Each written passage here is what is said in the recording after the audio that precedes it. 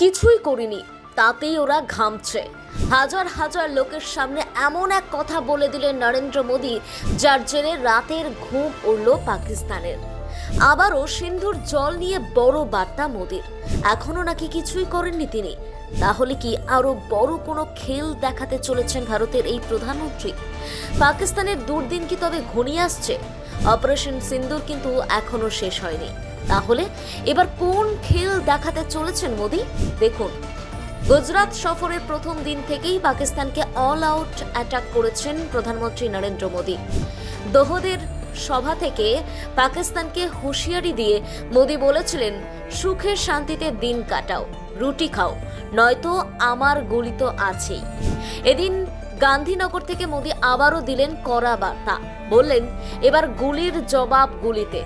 এদিনের সভা থেকে মোদী বলেন, সন্ত্রাসবাদকে উপড়ে ফেলেছে ভারত, দেশবাসীর মন জাতীয়তাবাদের আবেগে টইটুম্বর। পাকিস্তানের কড়া নিন্দা নিয়ে প্রধানমন্ত্রী এদিন বলেন, সোজাসুজি লড়াইতে না পেরে ছায়া যুদ্ধ চালিয়েছে পাকিস্তান, সুযোগ পেলেই নিরীহদের মেরেছে তারা, এবার গুলির জবাব দেওয়া হবে গুলিতেই। ভারতও প্রতিবেশী দেশের সুখ চাই, নিজেরা সুখে থাকো, আমাদেরও সুখে থাকতে দাও, পরিষ্কার বলে দেন। আর সহ্য করার দিন নেই। সঙ্গে সঙ্গে চারিপাশ থেকে উঠতে শুরু করে মোদী রব। তিনি বলেন, এই মাটি বীরদের ভূমি। এখনো পর্যন্ত 6 মের দৃশ্য দেখার পর আমরা যাকে ছায়াযুদ্ধ বলতাম তাকে আর ছায়াযুদ্ধ বলার ভুল করতে পারি না। মাত্র 22 মিনিটের মধ্যে ভারত সন্ত্রাসবাদের 9টি আস্তানা চিহ্নিত করে ধ্বংস করে। এবার সবকিছু ক্যামেরার সামনে করা হয়েছিল, যাতে কেউ দেশে ফিরে প্রমাণ চাইতে না পারে। সিন্ধু জল চুক্তি আপাতত স্থগিত রাখা হয়েছে। সংঘর্ষ বিরতি ঘোষণা হলেও আপাতত জল চুক্তি স্থগিতই থাকছে, স্পষ্ট করে দিয়েছে ভারত।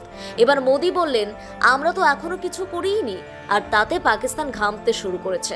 প্রধানমন্ত্রী বলেন, আমি নতুন প্রজন্মকে বলতে চাই, আপনি যদি 1960 সালের সিন্ধু জল চুক্তিটি পড়েন তাহলে অবাক হবেন।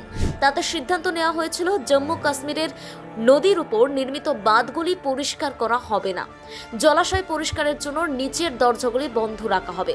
60 বছর ধরে এই দরজাগুলি কখনো খোলা হয়নি।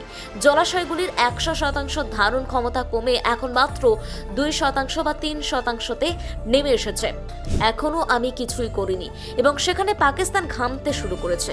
আমরা বাঁধ পরিষ্কারের জন্য ছোট দরজা খুলেছি এবং তাতেই সেখানে বন্যা দেখা দিয়েছে। মোদী আরো বলেন, পাকিস্তান নামক কাঁটাটি সরিয়ে ফেলতে হবে। তিনি বলেন, দেশভাগের সময় মা ভারতীকে 2 ভাগে ভাগ করা হয়েছিল। সেই রাতেই মুজাহিদিনরা কাশ্মীরে প্রথম সন্ত্রাসবাদী হামলা চালায়।